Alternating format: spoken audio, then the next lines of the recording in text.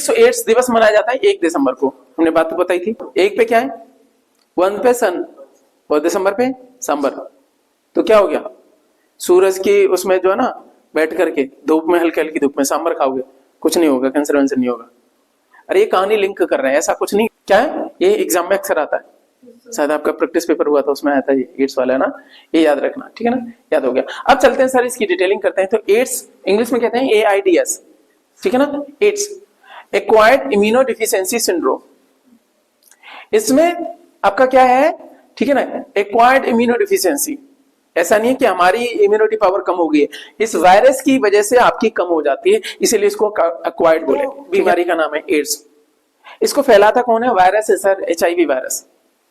इसको बोलते हैं आपका ह्यूमन इम्यूनो डिफिशियंसी वायरस या human immuno virus. Simple deficiency भी छोड़ के क्या कर सकते हैं, ह्यूमन इम्यूनो वायरस। बोलो, बोला करो, ये जरूरी है, ठीक है ना। सबसे बड़ी बात क्या है इसमें, जो आपकी क्या है, इसको क्या बोलेंगे, इम्यूनिटी पावर। क्या बोलते हैं इसको, इम्यूनिटी पावर, वो कम हो जाती है।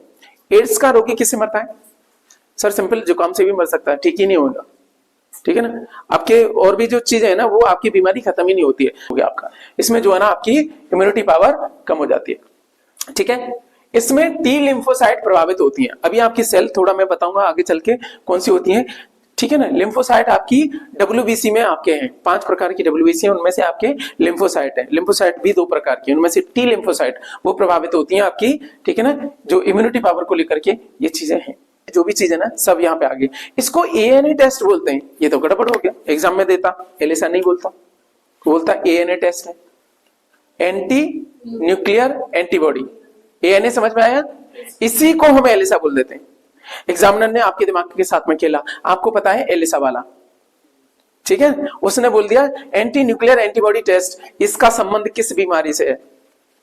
आपने तो आज तक क्या पढ़ा था, एलिसा।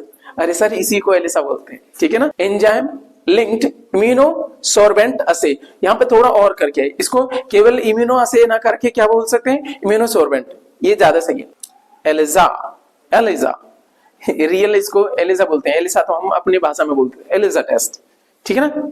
यहाँ पे ये आपका इंटरनेशनल जो फोनेटिक्स होता है ना, उसमें आपका ये है, ठीक है। तो मैंने यहाँ तक बात बता दी, एड्स से रिलेटेड सारी चीजें होगी, कोई दिक्कत।